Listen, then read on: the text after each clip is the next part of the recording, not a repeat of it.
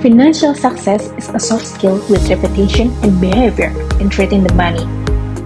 Morgan shared various short stories from various financial levels about how people think about money and taught us how our behavior is more important. He discussed the stories briefly and from a human point of view. Today, we will share Morgan lessons that might be useful for you and let any concern about the financial matters vanish from your life by reading this book. In this book, The Psychology of Money by Morgan Housel, from chapter 1 to 3, Morgan teaches us that everyone has own unique life experience. We cannot judge other people based on how they manage their money, or we can compare our finance with others because it's all based on several factors, such as economic conditions, social status, luck, education, and other several factors. People from different generations, raised by different economic backgrounds, earn different incomes, of course have a different way to manage their money or treating their money. Morgan see the difficult things while we identify what is risk, what is skills, what is luck, while we are trying to learn about how we earn the money. Many people do crazy things to achieve their standard of financial success, but not crazy things are crazy, always crazy. No, it might be crazy for you, but it might be common things for me because we have our own unique life experience. Morgan warned us to be careful who we choose our financial role models. We admire, we praise, because we should know which level of financial status of. You see, good investing isn't necessarily about earning the highest return one-off, but rather by earning a pretty good returns that you can stick with in the long run. So the example that is written by Morgan Housel in chapter 4, it's the secret of compounding.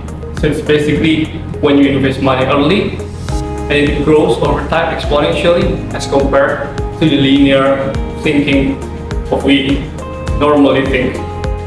In chapter 5, Morgan Housel contrasts the different approach between getting wealthy and staying wealthy. Well, to get wealthy, you need optimism and taking the risk mentality. On being able to maintain the wealth, you need a little bit of frugality and paranoia. The thing that needs to be taken into account is the ability to stick around for a long time, maintaining and sustaining uninterrupted good returns amidst ups and downs, and sensible optimism. It is by being optimistic and paranoid at the same time, not to be too carried away by short-term success and optimism, but always maintain a cautious and constant survival over time, that the best result you can get. In chapter 6, Morgan Housel stressed the importance of long tails even in investment. Portfolio returns are driven by small percentage of investment that perform extraordinarily well as compared to others. We often see at the top of the iceberg, whereby a top investor like Warren Buffett most likely doesn't fail. But in truth, Warren Buffett invested in 400 to 500 companies, and only 10 of them contribute to the big success of the portfolio. In fact, 40% of Russell 3000 index lost at least 70% of value since 1980, and the overall return is contributed by only 7% of the companies that outperform at least by 2 standard deviation. So that same example is applied in venture capital industry, where most of the return is contributed by 2.5% of or less number of investment that able to gain return at more than 10 times. A study by Correlation Venture showed in 2004 and 2014. So what's important is how much money you gain when you are right as compared to losses you experience when you are wrong. Happy. What's your definition about happiness? What's the source of happiness? How we define and measure happiness? Every person might have a different definition about that happiness. Angus Campbell, in his book, The Science of Well-Being in America, published in 1981, summarized the definition become having a strong sense of controlling one's life is a more dependable factor of positive feeling of well-being, then any of the objective conditions of life we have considered. In America, even the country is quite known as the rich country, but not necessarily that the most of the people there is happy. So even though that they produce more money to work, they have higher living costs. So it increasing aligning with the inflation every year. So they need to work hard to provide more money to buy things and fulfill their needs. Working time is not only seen as that in physically, but sometimes we are thinking it means that we are working. As the story of the rock failure, that I think he liked to observe people work and not saying anything. First, people thinking that he didn't work, but actually he thought and analyzed to come up with the management of the improvement. Even though we are not in office right now, most of our time is spent with thinking and working, so it becomes seamless time of working. Happy is to have freedom for what we want to do, with whom we want to do it. To do that, people tend to relate it with the freedom when they have enough money, so they can control the time to when they want to do their activity. They will not worry to not going to work, spending more time with their family if they have enough money. So using money to buy time and choices is something that cannot be compared with the expensive things. Continue to chapter 6, Man in the Car Paradox. There is a paradox here that like people tend to want wealth to signal to others, but they should be liked and admired. But in reality, actually, that those other people often bypass admiring you, not because they don't think wealth is admirable, but because they use your wealth as a benchmark for their own desire to be liked and admired. Let's talk about the use case here. Yeah. When you see someone drive a Ferrari, what do you think about the moment? Do you focus for the driver and say that the driver is cool, rich, or having a good taste? Actually, subconsciously, you think and wonder when you drive the car and feel proud when you drive such an expensive car. On the other side, mostly the driver thinks people will admire him or her looking he or she drives the expensive car.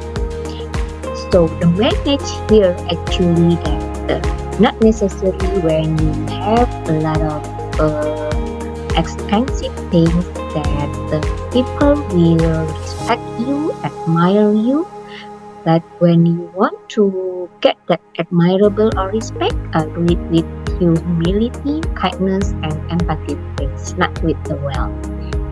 And continue to have a chapter 9 here. Wealth is what you don't see. Do you know to differentiate between rich and wealthy? Rich is something that you can see because rich people will show their expensive things to be recognized by others, but the wealthy is quite hidden. When you buy an expensive car, for instance 100k USD, it means that your money is reduced 100k, or you have debt 100k USD. People don't see your bank account or your debt. They just think the owner of the expensive car is rich. You know the statement that don't judge the book by its cover, right? So Well, it's like an income which not spent actually. More discipline to save our money, uh, more you can have your money saving, so you will prevent from buying the unnecessary things. So it's the chance that we become wealthy. So don't detract from what we see physically about the wealth. There are people who look modest but are actually wealthy, and the other people who look rich, maybe who live with the large debt. So that's from the chapter 9. Continue to my friend for the chapter 10. Thank you. Building wealth has nothing to do with your income or investment returns, but has a lot to do with how much you save. In the 1970s, the world was running out of oil. So the demand for oil was much more than what we can drill. So what was the solution? The solution they came up with was to build more efficient ways to drill oil, as well as creating more energy efficient homes, factories, and cars. Investments, external factors are out of our control. What we can control is our efficiency and conservation. In investments, we cannot control the conditions of the market or the result of our strategy, but we can control the amount of money we keep. So what's the key really to savings in day-to-day life? The key actually is to learn to be happy with less money. If you think about it, beyond our basic needs, purchasing things outside of that is more of an ego thing, right? It's to show people that we have money. So in order to save, let us all put down our ego and learn to be happy with less money, with less spending, therefore increasing our savings. Good saving strategy, having a good saving reserve, gives you flexibility and options. For example, it gives you the ability to take a job with lower income but more purpose. When investing, don't aim to be coldly rational, but just plainly reasonable. Why? Because being reasonable is much more sustainable in the long run. Academic finance seeks to find mathematically optimal solutions for investing strategies. But you see, in the real world, people don't really want mathematically optimal solutions. They just want a strategy that helps them sleep well at night. The investor makes decisions that are influenced by other factors, such as personal doubts, minimizing regret, and home bias, the tendency to pick stocks that are in your home country. Why do these factors exist? Well, simply because people are human, right? With human emotions and human thinking. Last but not least, don't be emotionless in your investments. Love your investments, love your stocks, because love gives us endurance. Investors who love their investments are more likely to stick with them in the long run. History can help us calibrate our expectations, but it is not a map to the future. The world is full of surprises. One of the biggest fallacies we humans fall into is believing that historians are prophets. One of the biggest mistakes is relying too much on history as a guide to the future. The truth is, investing is not a hard science. It is a bunch of imperfect people making emotional, imperfect decisions with limited information. Also, markets and the economy, they evolve over time. So we never really know what will happen next. There are two dangerous things that can happen if you rely too much on history. First is that you will tend to miss the outlier events that moves the needle of history. There are many record-breaking events in economic history that moves the needle, such as the Great Depression, the dot-com bubble, the housing crash, in the mid 2000s. No one actually predicted these things are gonna happen. And these things can compound pretty easily. These seemingly small, unrelated events can happen and compound very easily. The second is that history is misleading. It doesn't account for structural changes. Over time, retirement systems change. 25 years ago, venture capital don't exist. Financial stocks weren't in the S&P 500 until the 1976. The average time between recessions, they change over time as the Fed became more efficient in predicting business cycles. The most dangerous mindset is believing that history repeats itself. History can actually help us, don't get me wrong, but it has to be recent. The further back you look in history, the more inaccurate your predictions are going to be. You see, general things maybe like people's fears, people's emotions, they remain constant for the most part. However, markets, trends, sectors, they're always evolving. So we cannot really rely on forecasting and history to predict the future, can we? The importance of room for error in any plan allows us to tolerate a variety of possible outcomes, while endurance allows us to remain around long enough to benefit from a low probability event. People underestimate the need for room for error is almost everything they do that involves money. Also apply to our retirement plan. What if our investment don't proceed as planned, resulting in reduced future returns? The solution is simple. Leave room for error when forecasting future returns. Housel employs a similar approach. Our optimistic approach with routine risk hides the possibility of failure. The biggest single point of failure with money is a sole reliance on a paycheck to fund short-term spending needs, and the trick to this to create multiple streams of income and to simply save without any particular reason. Long-term planning is harder than it seems because people's goals and desire change over time. An underpinning of psychology is that people are poor forecasters of their future selves. Imagining a goal is easy and fun, but imagining it in the context of the realistic life, stresses that grow with competitive pursuits is something entirely different. We should avoid the extreme ends of financial planning, assuming we'll be happy with a very low income or choosing to work endless hours in pursuit of a high one. Increase the odds that we'll one day find ourselves at the point of regret.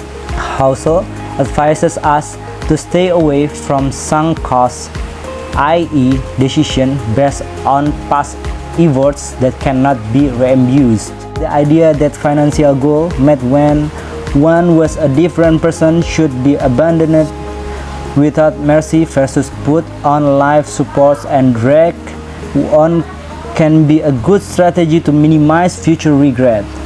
The quicker it's done, the sooner we can get back to compounding. Every job looks easy when we are not the one doing it. Successful investing demands a price, but its currency is not dollars and cents.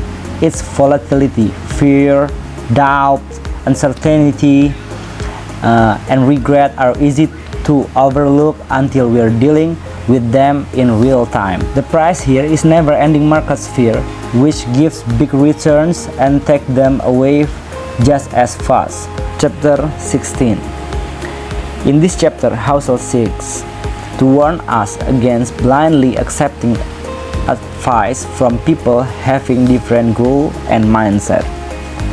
It's very hard to be able to fully explain why bubble occur, but Housel proposes one reason that both goes overlooked and applies to us personally. Investors often innocently take cues from other investors who are playing a different game than they are. Bubbles do their damage when long-term investors playing one game start taking their cues from those short-term traders playing another.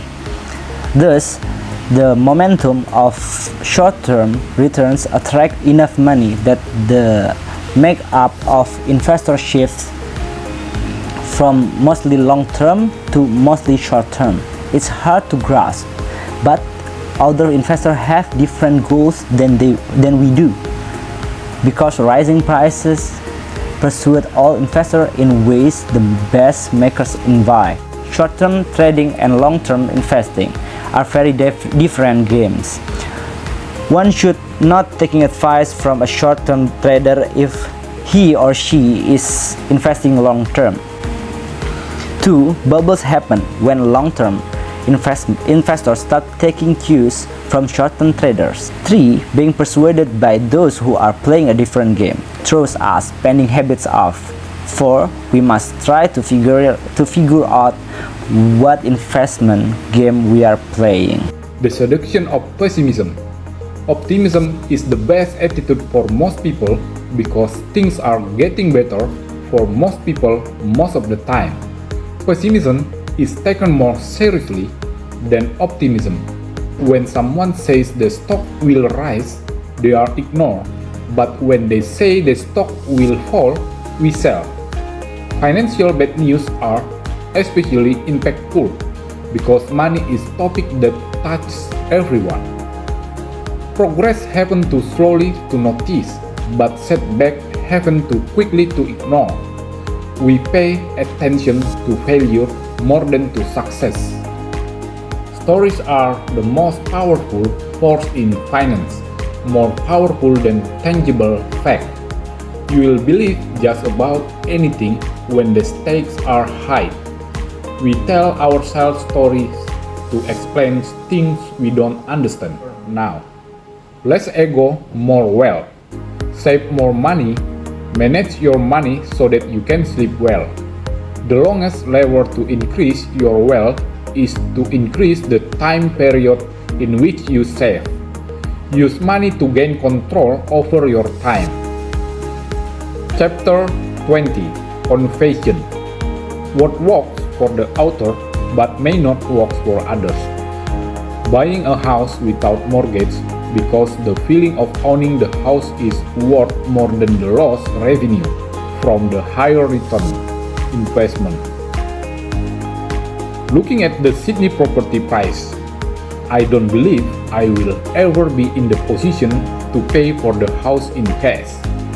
Keeping 20% of all assets in cash for the unexpected expense instead of investing it. Investing only in handful of index funds because they have the highest odds for the long-term success. There is a little correlation between investment effort and investment success. And thank you for watching us. We are from Get Rich Sleep Well Group wants to thank Professor Roy Sambel for letting us review this The Psychology of Money book, Timeless Lessons on Wealth, Greed, and Happiness by Morgan Housel. Don't forget to share, like, subscribe, and tell us your thought below because your few likes are important for us to fulfill our corporate finance assignment as MBA students at IPMI International Business School. See you in another video.